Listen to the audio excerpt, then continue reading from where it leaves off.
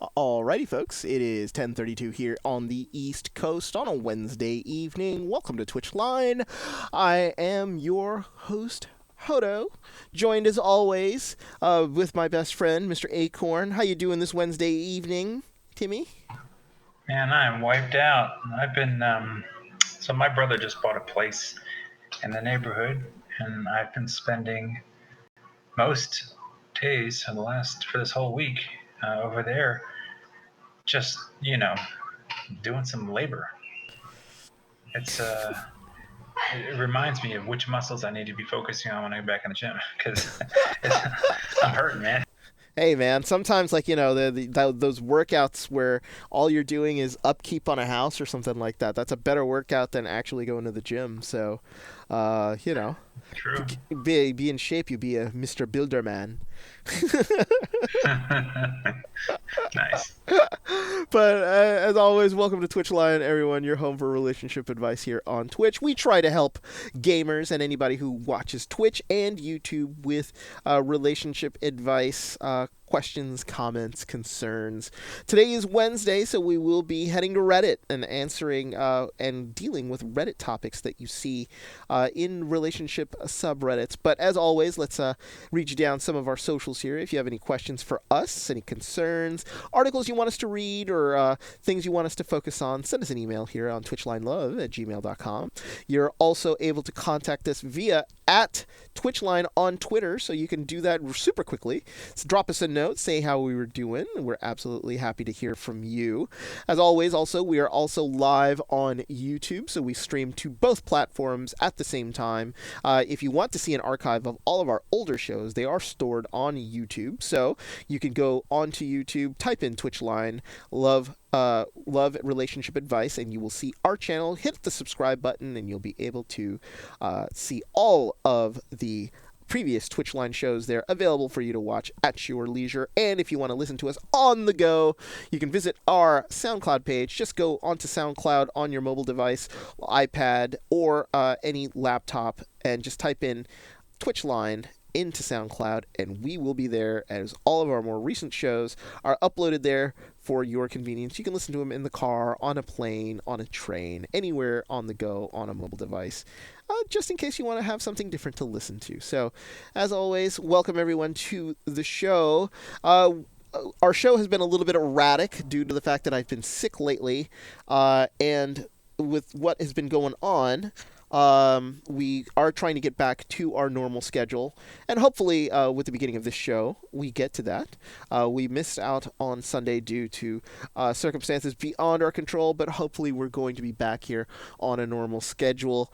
Mr. Acorn, and I think we have some interesting topics for today too. So, not necessarily your typical fare to start off with, but an interesting dilemma, I think, to start off Twitchline tonight.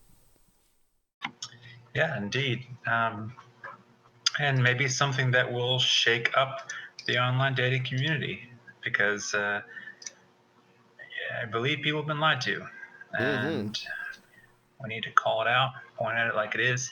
No fake news, get to the real stuff. So Match.com was called out by the FTC, and the FTC said that basically 500,000 people subscribed after getting fraudulent messages from Match. Basically, they were connected to accounts that were already banned or would soon be banned, fake accounts, whatever it might be, and those people were not given refunds. And in the case that they, complained about it, their accounts were shut down, so they didn't even get to use the rest of their time for those for what they subscribed for. That's pretty low behavior, and that's, for all the people out there that were like, hey man, I feel like these online dating sites are putting up fake profiles, and that I'm, maybe one of the reasons I'm not getting messages back from these basically like spoofed accounts. Actually, that it's real. Your conspiracy theory has been proven to be true. And it's pretty offensive because people are supposed to have faith that the system is providing them connections to other people. They're saying, I'm having trouble in love, and I'm willing to put money on the table and say, help me make a connection. Except in this case, they're not connecting with anything. So, um, beyond just being kind of like disappointed in them, I think it's important to get this information out there to people and our viewers because it's Match.com, right? But they're part of a larger sort of umbrella of companies, all related to the same stuff. So I'm pretty sure, I can't say for certain, but I know that people have had similar feelings to some of these other sites. So it wouldn't um, surprise me if some of these other sites that were connected under this umbrella did some of the same behavior. So I'm going to go ahead and list off those other sites that are connected to Match, and do with it what you will.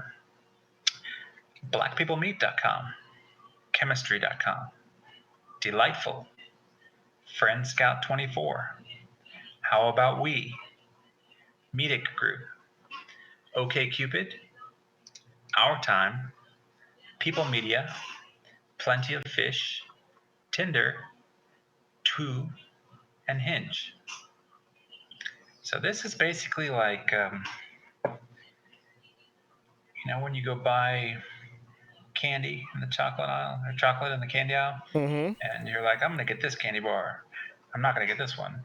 But it doesn't really matter which one you get because the money's going to the same Mars company, right? So this is it's pretty wild. Well, I mean, it's a lot of sites. I mean, I'm putting them up here on the screen so that people can see. Like you see, it's Black People Meet, Chemistry, Hinge. I think is new, right? Tinder. They own Tinder. Really? I didn't know that. Yeah, I don't remember what the name of the group is, but it's IAS or IAC or something. They got their fingers, and it's not just that. They also have it's like Ask.com and the Daily Beast, and they've got all kinds of stuff connected. So they're just like But a giant as media it conglomerate, applies, to, right? Mm-hmm. yeah. But as it applies to people here, people that are using online dating, this is the stuff that's going to matter to them. It's fraud. I mean, like I've gotten those things before, where you get on an email. I don't know how you get it. Maybe you visit Match, and you do one of those test accounts or something like that, and you're just poking around doing nothing. Then all of a sudden, like a couple days later, you get this message. It's like, "Ooh, somebody checked out your profile," and it's like, "Oh, you can't look at them unless you're unless you're a member." And then that forces you to sign up, get a membership, and then when you do check out, it's like, oh, who was the person that checked me out? And then you find out there was just nobody there. It's like, oh, well, that sucks. It's fraudulent subscription boosting, essentially. Is they play on the emotions of people to see if they can get them to sign up, and then when they do sign up, they don't give back their money when they find out that the thing on the other side is fraudulent. Yeah. And it's twofold, right? So it's not just that they got you there by taking your month subscription or however many months you sign up for. It's not just that. They also use those numbers to boost and say, hey, you know what? We've got 500,000 people signed up to this thing now, which means if you come in here, there's even more, basically they've lured you in. Mm-hmm. And then with that, they can say, oh, we have this great subscription base and throw those numbers up. And that will push their stock up too. I mean, we can push this conspiracy theory much farther if we want to. Oh yeah, and like with all of the sites that they have attached to them all, it's very very interesting that if it's just it can't be just Match.com that's doing this. It's probably all those other locations are doing the same thing, where you could probably get in quote false swipes. Somebody messaged you on Twitter or Plenty of Fish. Messages that I think it just plays into the whole thing. And there was a comment on the Reddit post where somebody actually said it's like they all do this and they say they don't do it, and then here comes the listing where somebody actually has that list where they list all of the other dating sites, which is the same as your list, as well as all the publishing sites, applications, video locations that they own, as well as like all the other websites that include like Angie's List, Vimeo, Ask.com, The Daily Beast. All of these places, they're just a huge corporate conglomerate on the internet. And if one of them are doing it, then you got to believe that all of them are doing it. So it's like, how safe are you from fraud from all of these locations? It's crazy. Yeah, it's uncertain yet. I mean, I know that the FTC is trying to get some money for the people that were affected by this. I don't know what that'll look like in the end, but it's nice to know that someone's looking out for these people, because that is it's criminal behavior, and it's for people who already have so little faith in online dating to get hit by this. Mm-hmm. I can just see them being further disappointed. But then again, I also have to ask myself, does it make anyone feel better about not getting a response from that overly attractive match that lives surprisingly close by to them? Like, did they really think that person looks like a model, and it's like, oh my God, I need to talk to you? I'm sure it happens sometimes, but I mean, a lot of the stuff you have to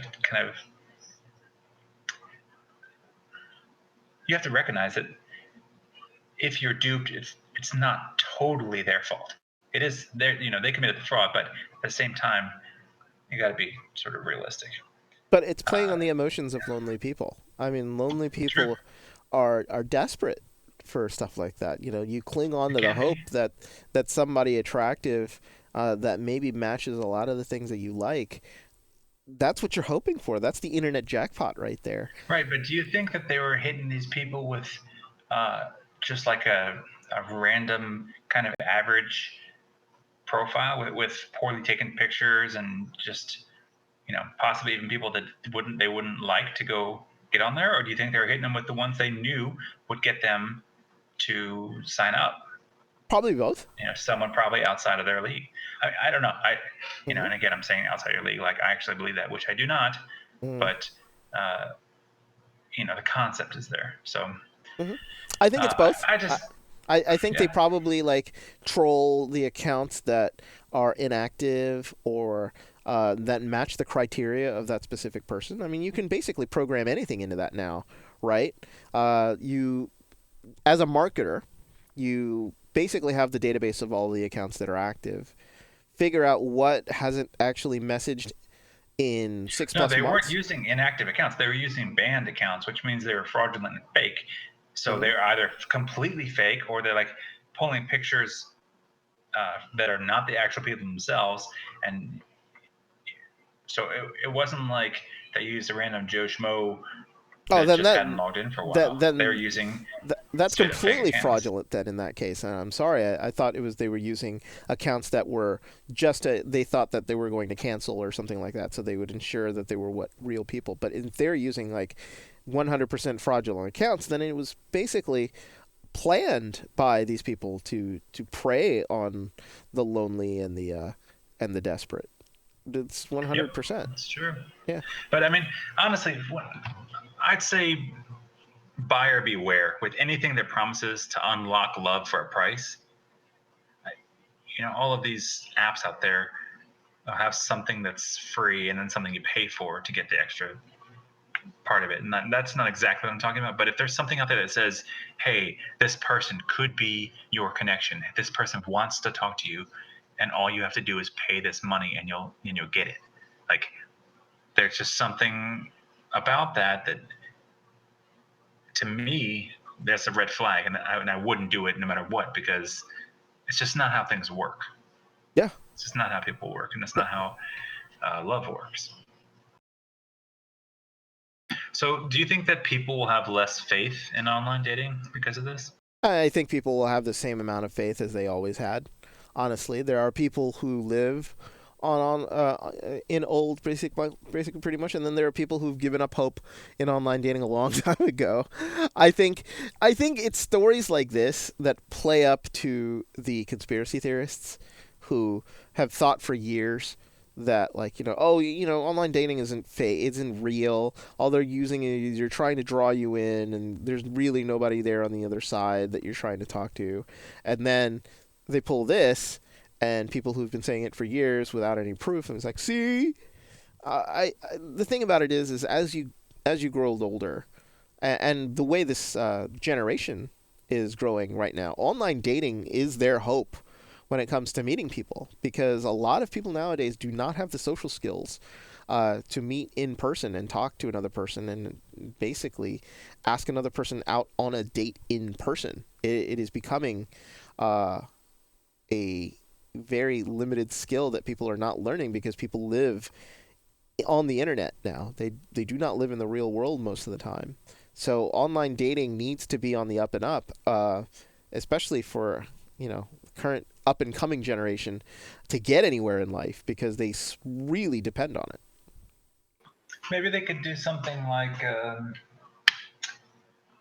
some of the sites do verified user things, and how frequently these people logged in and have updated their accounts. So they could just you know, it is now on them. If they know they're going to lose money because of this and lose subscriptions, it is on them to develop something that proves that they have real people in there and giving people real opportunities. Yeah, it absolutely is. So, the thing about it is, Tim, I mean, like, it's one of those things that I feel really bad for people who do fall for this quote scam, and it really just plays up the, like, oh, I never get a response on online dating.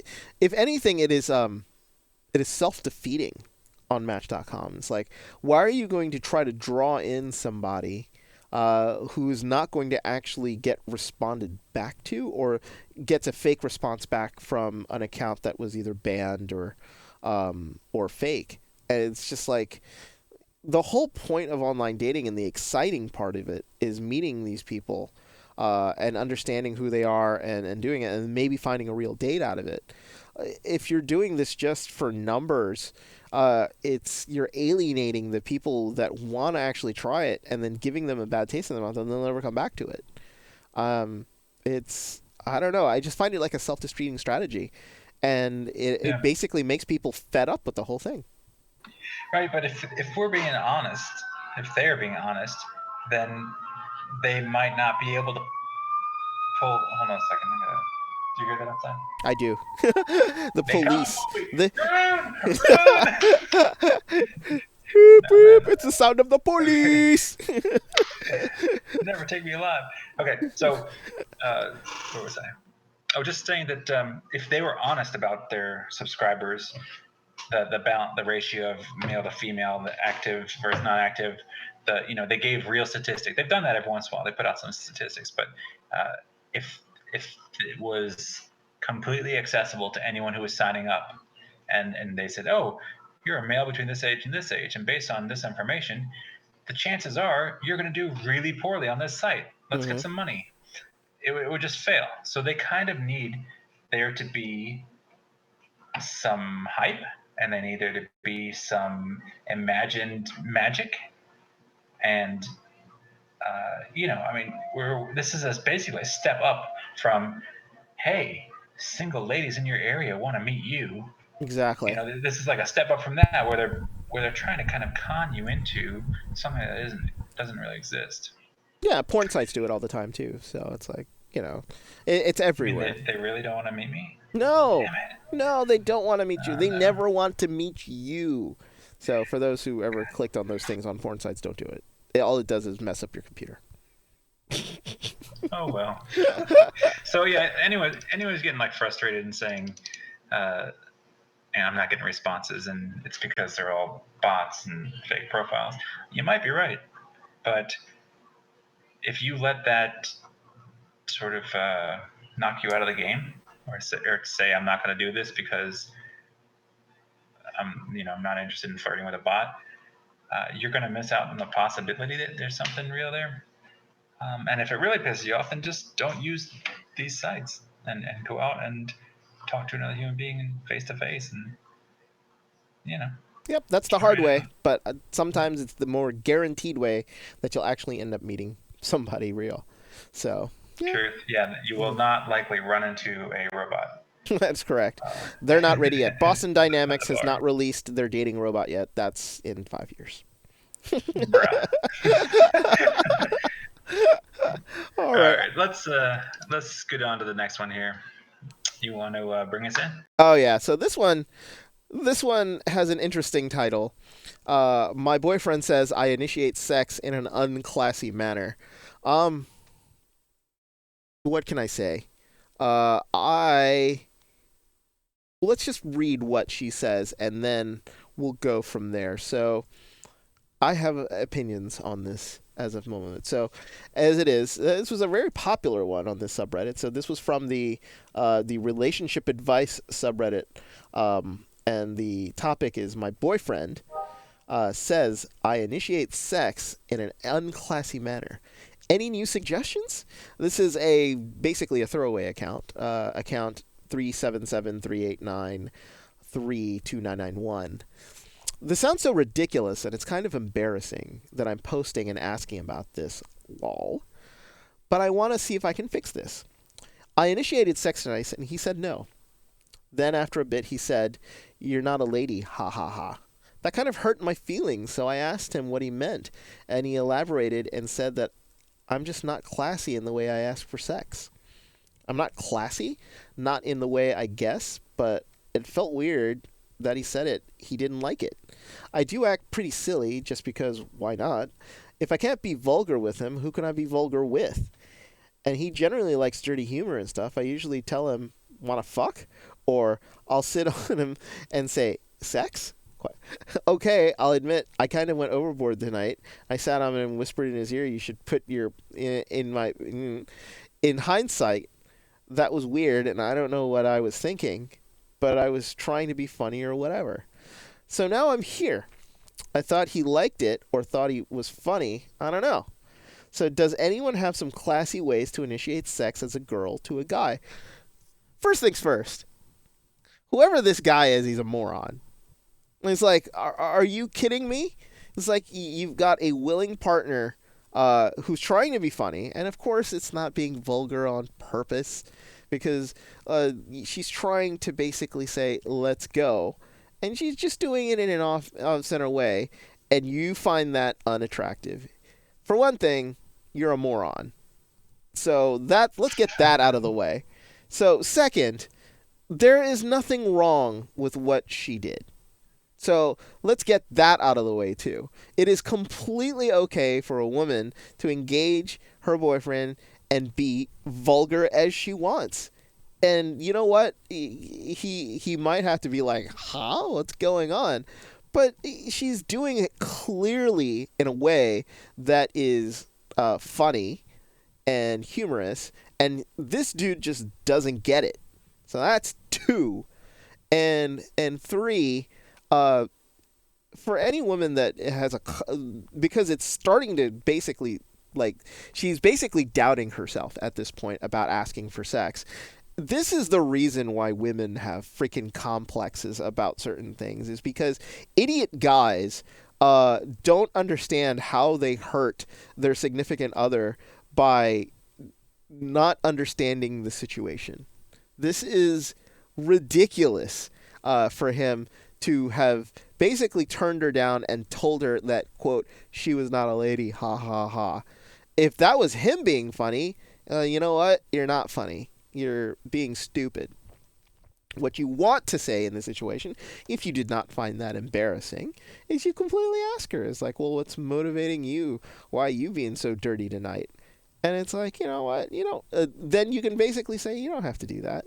You can be a little bit, you can be nicer. You can say, 'Hey, baby, if you want it, all you have to do is ask. You don't have to be all hard up and vulgar. Just come to me, baby. That's all you need.'" And you do it the nice way. By basically turning her down and basically shaming her, he's basically started her down this road of self-doubt and embarrassment almost. And it's completely wrong. I just found this post just offensive in so many ways as being the guy here. As just you want to slap him. And I'm sorry, you just do. But that's my personal opinion on this, because I just think that if you had a girlfriend that was fun like this, I think it would be great. I think there are 99% of guys out there who would have found this hilarious and would have just taken the task and gone with it. But then there is this 1% of, I'm just going to say moron, who just doesn't understand the situation and now has his girlfriend asking on Reddit, did she do something wrong? So. Yeah. He is, I guess, desiring to not get laid as much. Yeah. He is setting himself up to have her not ask for sex as much. This is a real smart move. Also, newsflash, you want a lady on the streets and a freak in the sheets. You know what I'm saying? Like, if this girl's coming at you like that, you're good to go. Yeah. So, what the hell is wrong with you is Okay, my question. So That is yes, before we crap on this guy anymore, I just want to give this girl some points here. You initiated sex. That is awesome. A lot of ladies leave that to men, and it ends up becoming like a stress-inducing thing, because then men have to ask, and if the woman doesn't want to, there's rejection, or she feels stressed because she has to reject because she's, doesn't want to let him down, or it just sets up an not imbalance, but I mean, it can be an imbalance, but it just sets up a tension, a point of tension in the relationship, and it shouldn't be a one-way thing. Both people should enjoy sex. They should both want to be doing it, and it won't always line up that they want to be doing it at the same time, and that's fine. But you don't want to be putting down someone who's initiating sex, because you're not getting laid either then. And if it turns into something bigger, then you might not be getting laid for a while. Yes. I don't think that this is actually a classy thing, like in air quotes. It's not about class. This is about her wording, or being a bit vulgar, or I mean, I don't know if they use that kind of language in other areas of a relationship. She says he likes dirty jokes and stuff, so maybe they do. But if they're not cursing, and then she comes at him with some cursing, maybe that sort of throws off the vibe for him. But what I think the real issue is, here, sexy time and funny time are overlapping, right? Her talking to him in like a meme language it's just not necessarily going to get him excited. So you can be funny anytime, but if you want someone to be sexually aroused, funny is not necessarily the way to go with certain people. And that the buildup can be really important to people. So for a lot of people, sexuality seduction takes place in the mind, and there are visual people out there that get there really quickly, just by pulling off your clothes. But other people require something more, something on an intellectual level. Caveman talk only works if it works. Like sex now. Like, she sits on him and says that. If that appeals to you, then go for it. But perhaps you put a little more effort in there, and then just knowing your partner, asking them things, trying things out with them. There's nothing really sexier than knowing what makes your partner go ooh. So all they really need to do is just open it up a little bit and talk. Well, and that was my point. That was my point. Take each other's exactly arousal into consideration. That was it. The real issue here is the fact that he responded like a moron, because he didn't have to respond that way. He didn't have to say no, because he was, quote, offended at the way that the approach went. That's not the point. The point is if he wants to get behavior that he wants out of his girlfriend, then you tell her exactly what it is you want. You don't turn her down and put her down and say, hey, you're not a lady. That's not what I'm into. So none of us are going to get anything tonight. So yeah, that's right, it. Or even worse than that, forget this. She should be like, oh, you're right. I'm not a lady. I'm going to be a lady now. We're not having sex till we're married. Suck it. Yeah. It's like a freaking idiot. So it's like,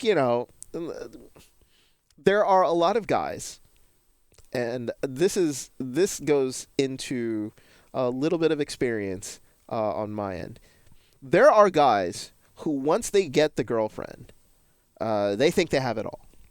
They get, they have an active sexual relationship. It happens very frequently, or semi frequently, but enough that he is satisfied. That he thinks this is going on forever. You know what? If I miss out on one, it's gonna be fine. It's you get this big head all of a sudden thing is like, all right, I've got a really attractive girlfriend. This is going great for me. I really can do whatever the hell I want because I am the man. I can. I've gotten the girlfriend. I've gotten the girl. I have sex all the time. It's freaking great. I don't have to worry about anything. And then I start like acting like an asshole, and that goes wrong really fast.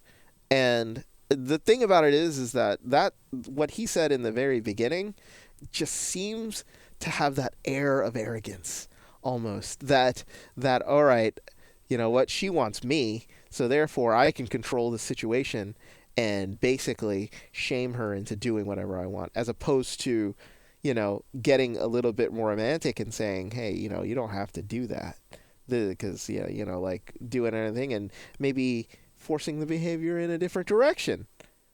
But it was, I think it was more crude on his part to turn her down the way he did, because I completely think that he just misread the whole situation into thinking that, like, her using the language that she was not trying to be fun, was her trying to be vulgar instead of being funny. And my other point is that people often misread situations. Guys a lot will read into something that is completely not what is going on, and that is another thing here that this guy seems to have an issue with. I'm just expecting in 3 months that this girl has broken up with her boyfriend. Just me. Well, if he disrespects her, then she should. Yeah. But I think that if we go to bigger picture here, um, certain people get turned on in different ways, sometimes in opposite ways, and so you have to negotiate that in a relationship so you can have successful, I don't know, intimate time. Some people can have these open discussions and figure out, okay, that's your way, this is my way, and like they can alter their natural inclinations so that the other person's needs are met. Other times, that's where they stumble and they end up saying, they end up on Reddit saying, oh man, everything in my relationship is just perfect except for this one thing. Mm. So we got to think about how people can negotiate successfully to get the kind of arousal that they're looking for. I mean, I personally have had relationships where there was never a single word discussed about it, and it just worked. It was just a natural thing, just flowed. Yeah. And then others where I've had to be a little more direct about what I needed, or to ask questions about what she needed. But the fact is, if you're mature and your goal is to be sexually satisfied, it's not a tough situation. It's just something you And you take the talk about embarrassment. and get through. The thing about it is like the quote vulgarness of the way that she explained of her initiation goes to shows that she's comfortable with saying things and being forthright with regards to what she wants. That's actually very good and very mature in a sexual relationship. Like, you have a Right, lot. but knowing Yeah. when to apply that, right? So, like, if he doesn't get turned on by that, and she's just doing that because that's the way she thinks it should be done, that's going to cause conflict for them. Oh no, that you're absolutely right. But I think the immaturity is on his end when he doesn't understand how to basically explain that behavior as off-putting to him in a way that does not have her self-doubting herself. True. Yeah, so like because she wouldn't come to Reddit if she really didn't think that she had an issue with this, when in fact she really doesn't have an issue with this, and I think it's more about how her boyfriend explained how he didn't like it. Because I I think, mean, yeah, that's the result, which was a problem. But I yeah, yeah. think they both still have the issue that they need to communicate with each other about what they need. Oh no, They're communication not is they're not 100% on the same important. page. Yeah, absolutely. So, but I still think anybody who turns down sex from their girlfriend is a moron. So that I think is the overall opinion that I always will have. Well, I mean, you know what? Let's say he keeps this up and calls her trashy, Yeah. whatever. He starts looking down on her for the way she is. some point she's going to try to find someone who will accept her. That's exactly So right. So good luck there, bro. I know. I thought Question. her whole approach is hilarious myself. I think I would have laughed if I would have heard that. Honestly. Yeah. Because I And think I would have not necessarily been in a romantic mood, but I think I would have just busted a gut laughing, and I think she it's would have. okay. Yeah, Laughing can lead to, yeah, for some people that's yeah, where it starts. And exactly.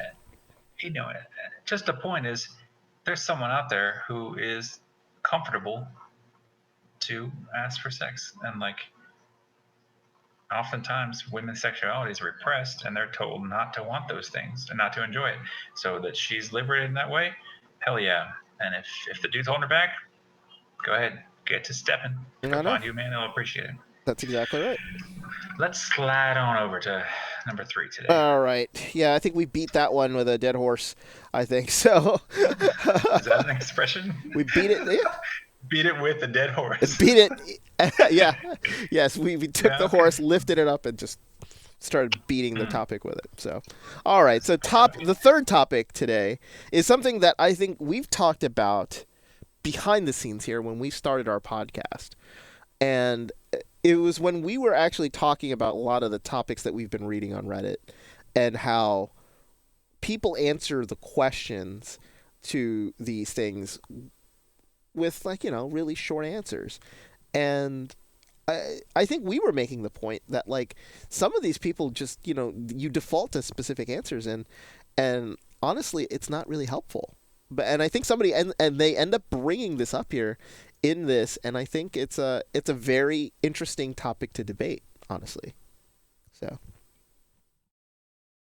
Yeah.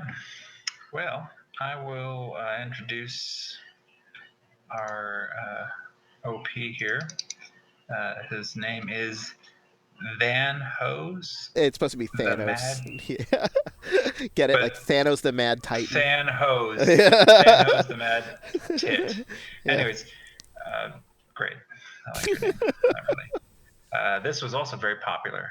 This is Very much thousands so. of people have voted Yeah. this, which is I don't think I would have voted, but we'll get to my feelings about this in a minute. Okay. Okay, it's under dating advice. And the subject is, I think subs and subs like this one do more damage than good. I generally get some entertainment value from these subs, as well as some sense of community and basic human compassion from seeing people struggling with dating and relationships like I do. It makes me feel like maybe I'm not the complete social ingrate I think I am, and that maybe my insecurities are more common than I imagine. Being able to vent anonymously is nice too. But still, most of the advice in these types of subs is absolute dog shit. The problem is you're either applying logic and reason to situations that are largely dictated by emotions and feelings, or coming from a perspective that completely skews the question and the answers. The heartbroken are going to tell you that everyone is out to hurt you. The stable will tell you everything can be worked through. The happy people will tell you that you just have to have fun and take things as they come. The pessimistic of us will ask you to drop someone at the hint of a red flag. I really hope all the advice given here is taken with a grain of salt, because only you and the person you're seeing truly know the nature of your relationship, not some random internet stranger. I think it's better just to follow your own intuition and communicate with the other person in your life. So, uh, generally, I think this person has said a lot of things that are true or can be true, Mm-hmm. and that the intention is probably good. But I do disagree with some of the elements of this post. And he started off by giving reasons why he likes these subs, which I thought was legitimate. Like, that's good. You don't just start off ranting and trashing everything. But do I think that most advice on Reddit is dog shit? No, I do not. No. Mm-hmm. I think a lot of advice is lazy, but not necessarily bad. I think a lot of advice is biased and subjective. People pulling from their own personal experiences, especially people. It's like people notice things that, like, it appeals to them because they have experience with it, or they are curious about it. People are drawn to it. So there are certain topics that you just swipe on by because it doesn't really interest you or you don't have any experience with it. But then you find out this person has the same problem I had in my relationship, and you go and you read it, and then you start taking your personal experiences and kind of like the leftover feelings you had from that, and you put it into your advice. And so again, it can be biased by your own experience. It can be subjective because you're placing your own experience into your answer, which might make it a better answer. It might make it a worse answer, but who knows? I think a lot of advice is given with a lack of information from the EOP. So like you might not know the full perspective of each side. You're only getting one side, one perspective. You might not be getting all the details that you need to make a real solid advice repost or response. And you might not know all the people involved. You don't have their personal history, so how can you necessarily give advice tailored to them without knowing that information? A lot of advice is given without any real emotional stake in the outcome. So what do I care? Break up with them. Like that's easy for me, but your whole life is caught up in this person. It's not going to be easy for you. So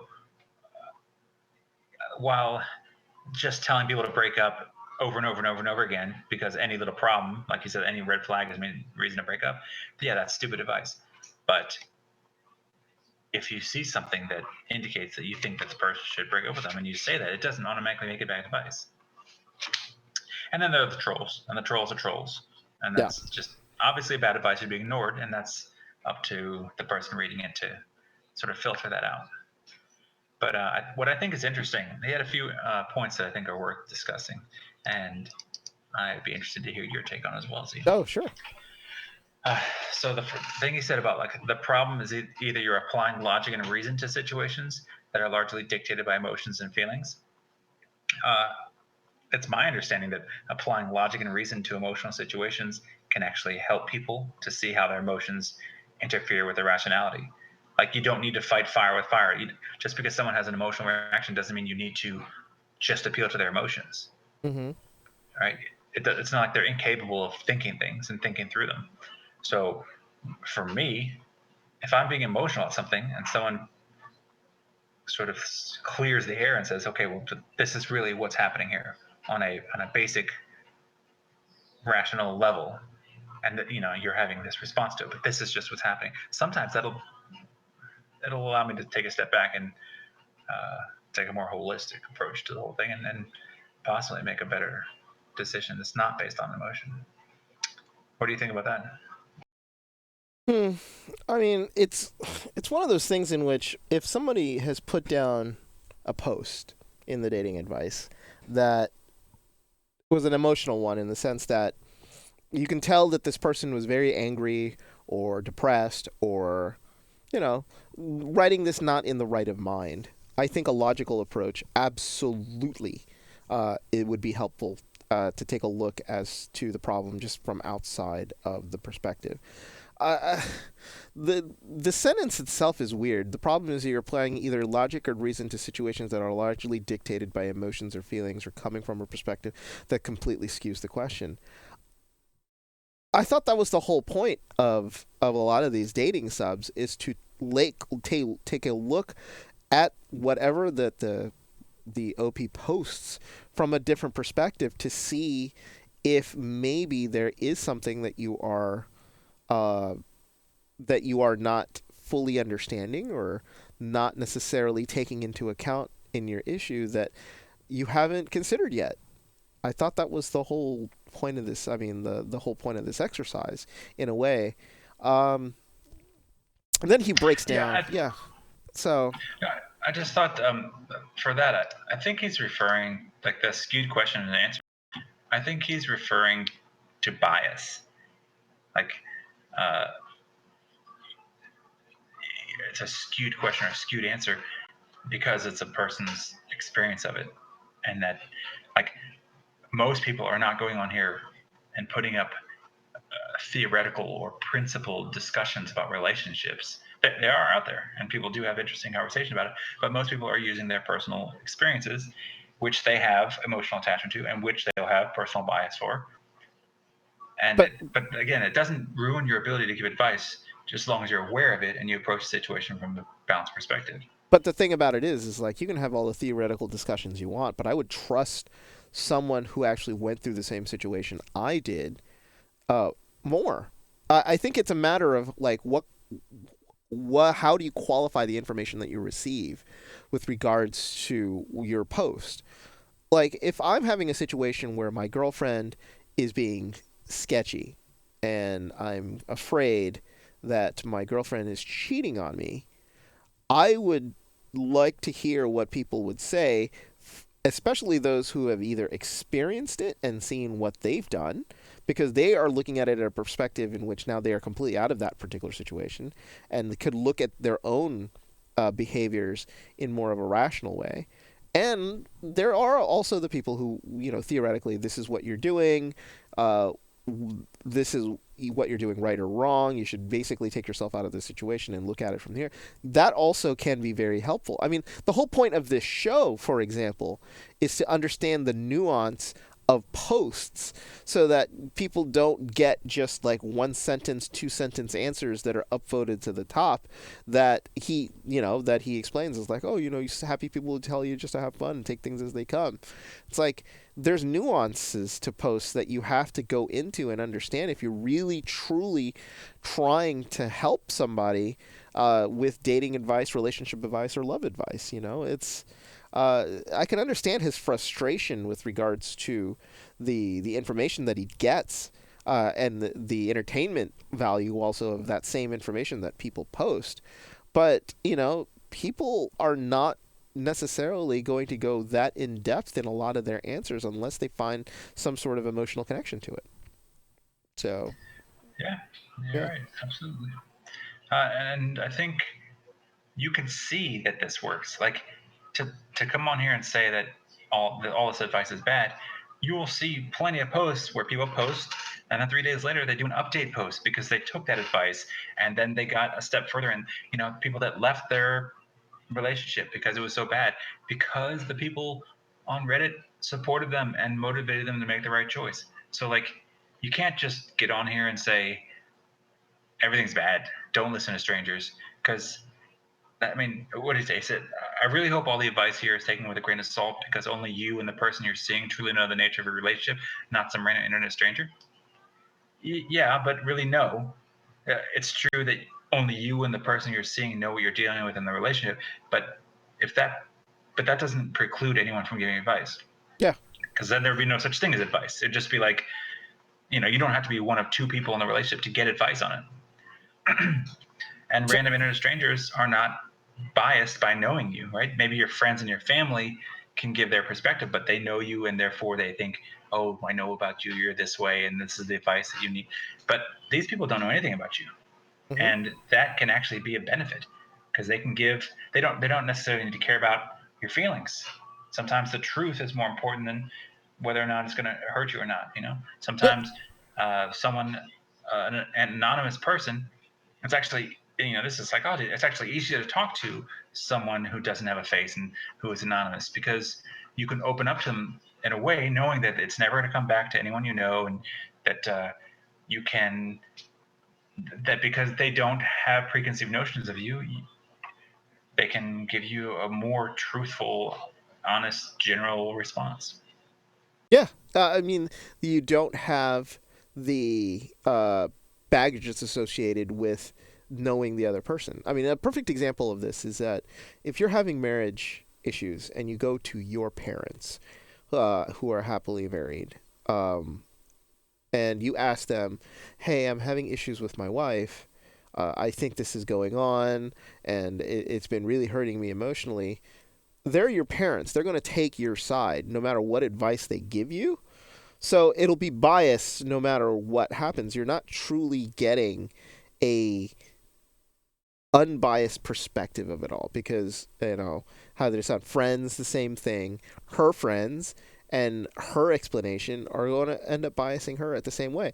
I completely agree that strangers usually will have an unbiased and a crystal clear perspective with regards to how they look at a particular situation. What I think Thanhos the Mad Tit here is having issues with is that when they do explain the situation, they have their emotional baggage attached to the situation. But that isn't a bad thing. It's one of those things in which they're very emotional with the situation that they've experienced through, and this is how it made them feel, and this is how they dealt with it. And sometimes when you're going through a situation like that, you want to be you want somebody to be sympathetic to what you're going through, but at the same time understand some of the things that people like your friends and family don't really get, or are really just pacifying you because they're your friends, but would want to be like, okay, this is the hard truth of it all. So this is what you're going to have to deal with. And that is more helpful than anything that you can get from friends and family, honestly. So Right, and we don't know these people in their lives. Like yeah, there are a lot of people out there that don't have really great friends. They have, you know, superficial relationships, or they have friends, but maybe their friends don't have the experience to give them advice. So coming on the internet and reaching out to people that may have great experience or may be very emotionally empathetic and things like that, they can get really valuable feedback from people who care about a stranger, you yeah. know? But So it is there's also value in it.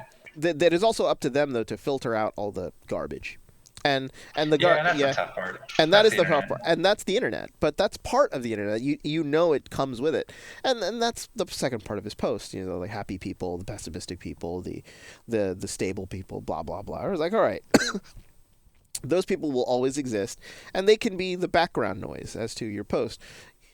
Thanos then is probably going to read through a lot of his comments with regards to this, and he's going to get positive reinforcement from the people who believe, you're dead on, dude. That's absolutely right. This is he got gilded, for God's sake.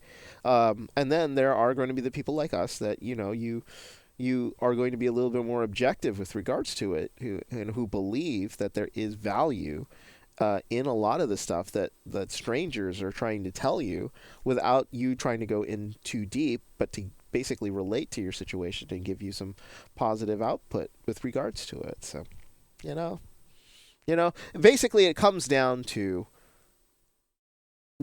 are you going to trust the strangers, or are you going to just trust yourself? But why did you come to strangers in the first place if you felt like you weren't going to be able to trust your own decisions? Yeah, Like, and if everyone just dealt with their relationships based on their, like, without getting advice and just did it their way, there'd be a lot more problems. There'd be a lot more problems yeah, in people's relationships. it boils down to You personal need outside experiences. perspective. Yeah, Absolutely. yeah. Um, so, so I was going to ask you a question. I'm actually going to jump in line here, and I'm going to give the answer to the question, and then spin it over to you. But I wanted to talk kind of briefly about if there's, and you can start thinking about this while I'm talking, but Mm-hmm. if there's ever been a time that you have been given relationship advice from a stranger or from someone who didn't necessarily know your situation too well. And like for me, once through the course of a conversation with someone I did not know very well, I came to the reality that I was not in love with the person I was with, and I was with that person for quite a while. And not, I mean, not that I did. It wasn't that I didn't love her. It's just I was not. I didn't love her in the way that I wanted to and needed to be that deep in the relationship. I don't know if I'm making sense here, but basically, I came to the conclusion that I wasn't in the love that I wanted to be in, and that kind of hit me pretty hard. Mm-hmm. And at the same time, it made so much sense once I let it come to the surface. And I would not have gotten there from talking to my friends who, whether they knew it or not, they didn't say it, and whether if they had said it, I might not have received it the same way, because I would have thought, oh, because they know us and they know our history and everything. Like I would have discounted it somehow. So that it came from a stranger who had less to go on, but also could just sort of see me, just from what they got of me from my honest and open talking to them. There it was, and Mm-hmm. it helped me a lot. I made different life decisions based on that. So, uh, have you ever had an experience like that? You know, the thing about it is I depend on my friends for a lot of advice, personal issues, problems, blah blah blah. I've never been in a situation where I've communicated relationship questions to somebody I didn't know. The stereotypical thing is like, you're sitting at a bar depressed and a bartender comes up, is like, "Hey, why the long face?" And it's like, and then you start talking just because you want somebody to, like, a random shoulder to lean on if you don't have your friends available. It's very rare that I've been in a situation like that, and I can't really offhand remember any situations where that has actually occurred. But I think the question to me would be more, would you be willing, if, let's say, I'm in a random place, I travel a lot, I talk to random strangers all the time, planes, trains, airports, random hotel bars, stuff like that. Would I be willing to listen out somebody's advice if I really did explain it to him? Absolutely. Why not? Fresh perspective. Guy doesn't know a lick of who I am. Why not listen to him? Because you know what? You could be hearing the same things over and over, and he might have something that your friends or family just don't have. And it might be the information that you need. Sort of similar to what happened to you. It's one of those things in which it's like I would absolutely be open to it, and take it into consideration. Absolutely. So That's good. I think that's one of the takeaways here is that people who are seeking advice should not be afraid to, of course, they're not going to be afraid to go to their friends and family, but coming to Reddit for advice is not something that should be looked down on, and not something that someone should be, like this guy, ROP, telling people they shouldn't be doing it. I think that's wrong. I think that there are plenty. I mean, if you think about the people on Reddit, could be from anywhere in this world.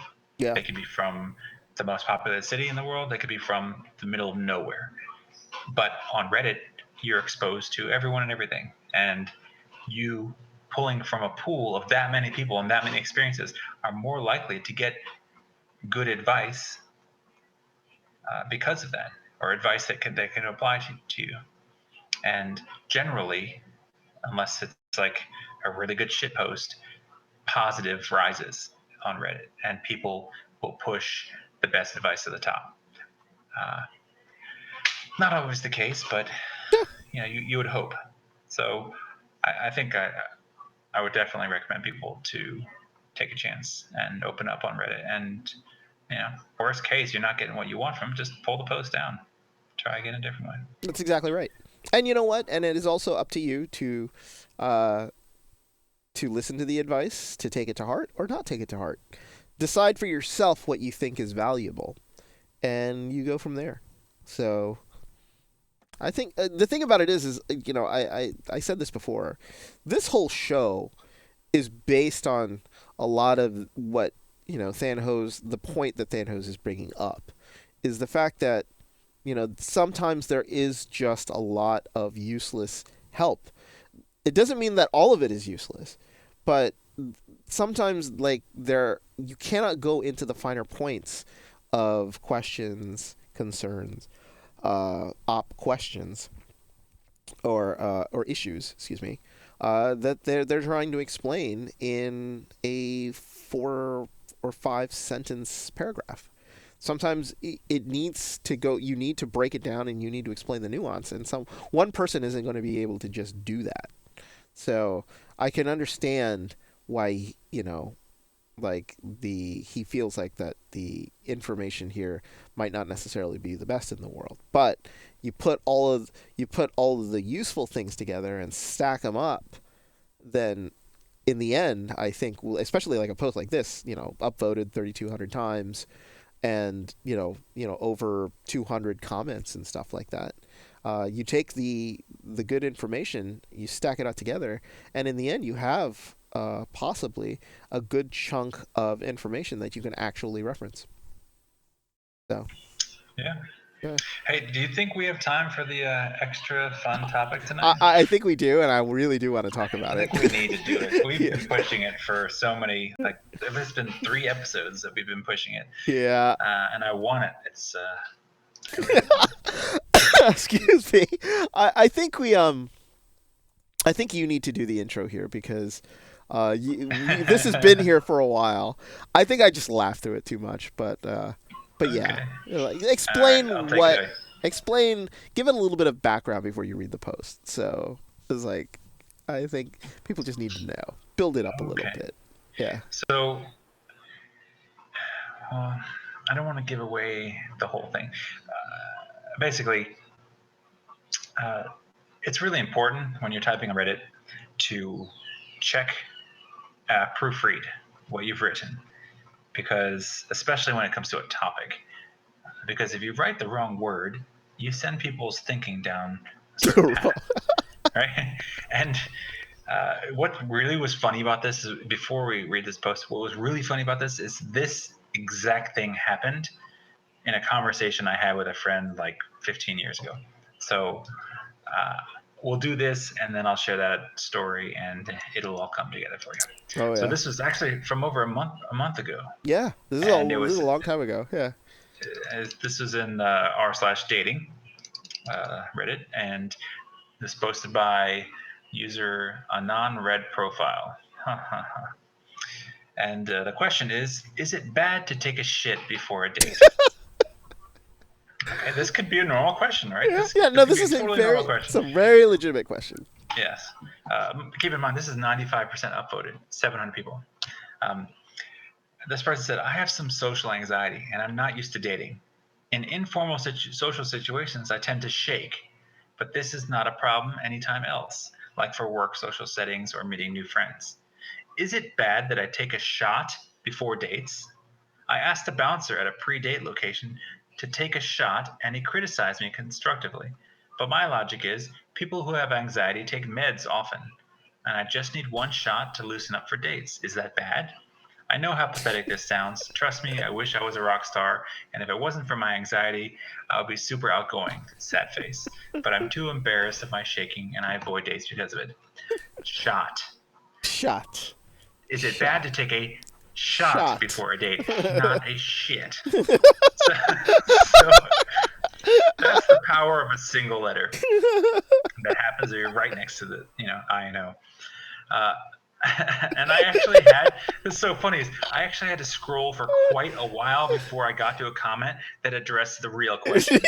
Everyone else was like, oh yeah, dude, don't take a shit, do take a shit, whatever. Yeah. Uh, but so, I mean, at some point, well, we can actually talk about what his real issue is here. But before we go there, this is funny because it reminds me of a text chat I was having with a friend back in college, I guess. Mm-hmm. He was asking for dating advice back then, so that's where it all began for me.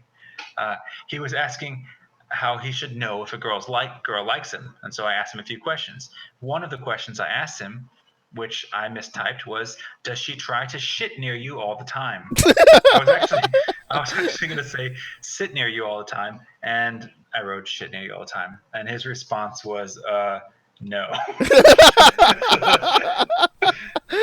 So, oh dear.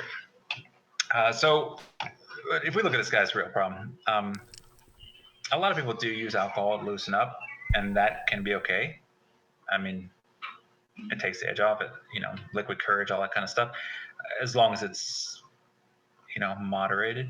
Yeah. Uh, but I don't think it should be a long-term solution, or turn into a solution that turns into just dealing with general anxiety, because it can lead to developing a bad habit. And I think that if this guy goes out and has success in dating, any kind of success, basics like sitting across from the girl and talking to her, that will lead to a reduction in the anxiety. And that it would be a bad thing if he always associates that reduction of anxiety with alcohol. So this is more of like a practice kind of situation where he should be, maybe he starts off with taking a shot and going into the situation just a little looser, right? But then, later on, if he doesn't have another shot, and later on that kind of goes away, and he keeps talking to people, he'll already kind of be in the mode. So then it won't be as much of an issue. And maybe next time he doesn't take a drink at first, but he starts talking, and then they get a drink together or something. Like there are steps to this thing, and we can go into further detail on that. But my basic advice is It's no problem. Everyone does it, but don't let it become a problem. Yeah, I mean, like overall, the question, the one letter, really messed up his actual true honest question, which is hilarious. And on Reddit, you have a tendency that you'll see a lot of people just sort of just jump on that. And you want, as we scrolled through the topic, you like you see you see all the comments, and you don't actually see anybody trying to help him a little bit. You had to actually have to go down a little bit, and there you see some answers where some people are actually trying to help him. But in the end, it is one of those things in which it is a little nip helpful if it loosens you up a little bit. A lot of people try it. I find it personally unnecessary. Hell, you can actually even train somebody into taking a placebo because a lot of it is sometimes mental. Um, you have a friend or something like that that gives you a shot, but instead of filling it up with alcohol, fills it up with like uh, half alcohol, half Coca Cola, and slowly but surely just wean you off of it. And that placebo effect can also possibly do the same thing in a particular case. So, like Yeah, you just don't want to have a crutch. yeah, Like you don't want it to become a thing where you feel like you need to do it, or you that you're not going to be successful at it, or that uh, that you like extrapolate that to be like, oh, I have a job interview, I need to get a shot, or something weird like that. at this Like, point, he's already just associated his nervousness with and curing it immediately with alcohol or with a shot. So, I mean, I think the association is already there, yeah, unfortunately. So, like, you're right. You do not want it as a crutch, and you do not want to keep doing it. But at this point, it's like as long as it's in a social situation that isn't going to affect you or affect others. For example, like takes a shot on a first date, goes bad right away, and immediately starts driving. That might be a bad thing. it's a So shot, just one shot. I mean, here's another thing though. Check it. Hey, everyone out there that says I have social anxiety. Everyone has social anxiety. Like, if you've been diagnosed by a psychologist that you have a social anxiety disorder, that's something different. And that's something that I'm not going to even begin to talk about because you've already been diagnosed. You're talking to someone who can really help you through that.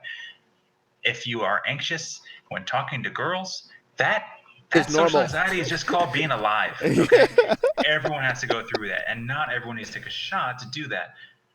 Some people have confidence because they have done it and gotten through it, and they came out on the other side. Okay, that's what you need to do. And for everyone out there, like, I can't tell you how many posts a day go out there, and they say, oh, I have an anxiety problem, I have social anxiety, I don't know what to do. I only can be in online dating because I never walk up to someone and talk to them. But that's a function of our iPhone world that we live in now. We're all just nose down, head down into our phones and unable to carry on a conversation with the person across from us. No, you're Once absolutely right. people, Yeah. yeah, once they get in there and they do it and they have success, it just becomes like riding the bike. It's just easy. I could talk to anyone, only because I've gotten to that place. There's definitely a time in my life where I would have, started shaking when I thought about going to talk to a pretty girl or something. hmm You just get there, you know?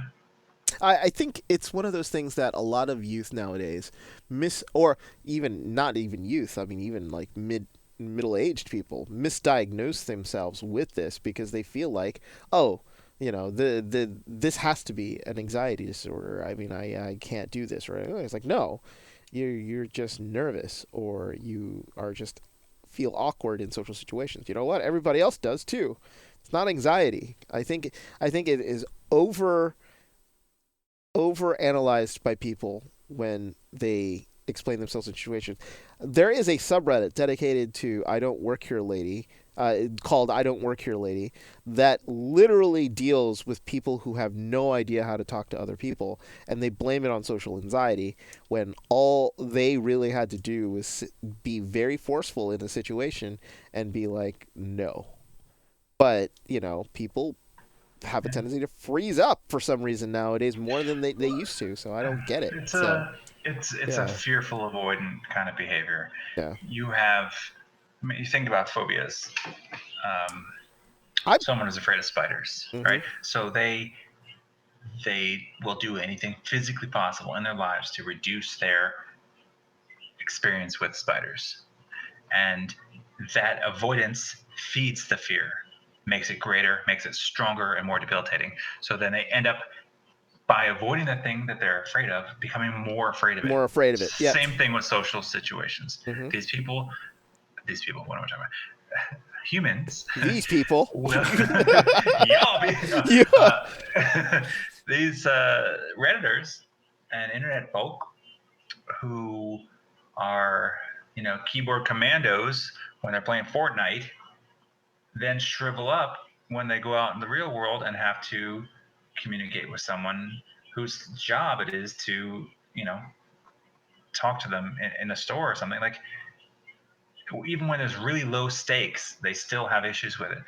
And that is not it is not a psychological problem. It is not an illness. It is the effect. It is the result of avoidance Yeah. of of icky feeling situations, like going up and talking to a girl. Well, I blame all of this on two people.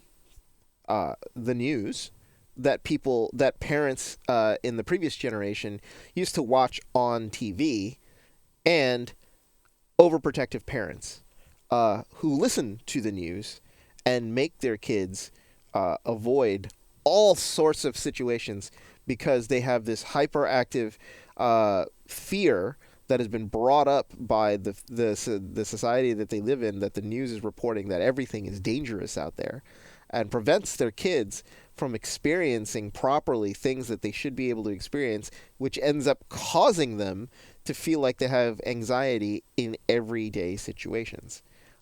Not being able to talk to strangers, not being able to go outside, not being able to play at a reasonable hour. I mean, the thing about it is like, Tim, you and I grew up in a different generation compared to kids now. Um, we were allowed to go out and have fun as 10-year-olds out there and then come back when it started to get dark and it was an assumed responsibility. Kids nowadays that aren't even allowed to walk to school by themselves anymore, um, because of the irrational fear that somebody is going to get kidnapped. I mean, like, Right. yeah, Right. They think yeah, that we live in CSI Special Victims. Like, that's if exactly that's it, right. everyone everywhere is going to rape you. If It's not the case. if you are a child living in that situation, you are going to be abnormally scared of everything. And the thing about it is like, uh, these parents believe that they're doing this for the benefit of their kid. What they're doing is they're stunting their social growth by making them afraid of everything. Because I have a friend. You have a friend is because it's the same person that is overly scared about their kid doing something, anything, uh, and basically pushes their fear onto their child. That child is going to end up growing up being afraid of anything and going to be blaming it on anxiety when in fact it was the parents' latent fears being pushed onto the child, so they're not being able to do anything. So Yep. it's And that's phase one, yeah, right? Phase one is the parents doing that. Phase two is the internet yeah. and kids becoming teenagers who are used to communicating through text message, where a lot of the natural social socio psychology, sociolinguistic, all the stuff that takes place in having a face-to-face conversation is lost. Hmm. And talking to people online, there are just different rules. There are different um, there's different psychology going on in those interactions, and it doesn't apply to real face-to-face interactions later on. So you kind of like, it's almost like going to, this is stupid, but it's like going to space or something. You're in space for so long. When you come down to a world where there's gravity again, you can't walk. Your muscles are not strong enough to hold your body to They've do that. atrophied. Yep. So yeah, basically your skills, your social skills atrophy because of the environment that you're living in. You're spending all this time online where you are not having to take turns in a conversation and to deal with someone's face-to-face emotions. And if this person's has a problem with me, block, and that's done. You can't do that in real life. No, you Try can't. it, see what happens. Yeah, and if that person happens to be your boss or somebody that you have to deal with on a regular basis, try blocking them out. That ain't gonna Right. happen. And Yeah, then some people fall back on phase one where, oh my God, this is a scary situation. Well, let me call my parents. They yeah. can come to me in my job interview because it's scary. And you've had that. We've read it. I know. I Yeah, know. there are people who've posted that my mother goes to all of my job interviews with me. It's like you're not getting a job. What is your mother gonna do your work too? No. That's Yeah. tough. This is another. Well, This is a topic for I think we're getting off topic with regards to the original intention, which was essentially like Reddit posts gone wrong. yeah. So maybe we should save this conversation for another day with regards to Sunday, probably. probably Sunday. Yeah, you know what? The thing about it is I could go off for 30 minutes about the way that parents are treating their kids nowadays because I have a 9-year-old nephew that I live with, and I just see the parents nowadays and how they treat their children, and I'm like, holy crap. It's like these kids are going to be socially unadjusted when they need to be adults, and I can see it happening. And the thing about it is that is like these are also the same people who refuse to take advice from people who are not parents, and it is just frustrating. So yeah. So Yep, yep, uh, yep. I could go on for a while about that, but I think that's going to be that. My voice is starting to go. I casted a game earlier, so I think that is my throat telling me no mas. Yep. Uh, let's call it here. That was a Uh, good night. Good conversation. We'll come back on here tomorrow probably and do a little free form, just sort of talk about whatever, see where it takes us, see if anyone comes on here and asks us some questions or whatever. yeah. Um, and in the meantime, probably just watch some high school kids fight each other on YouTube because that's how I enjoy my life. And as always, thank you very much as we close the show out on that note. Thank you for watching Twitch Line here tonight on this Wednesday evening. As always, remember, email us, twitchlinelove@gmail.com if you have any questions, articles, topics that you want us to bring up. Remember, you can also tweet us at Twitchline. Watch us on YouTube. Remember, just search Twitchline, Relationship Help and Advice.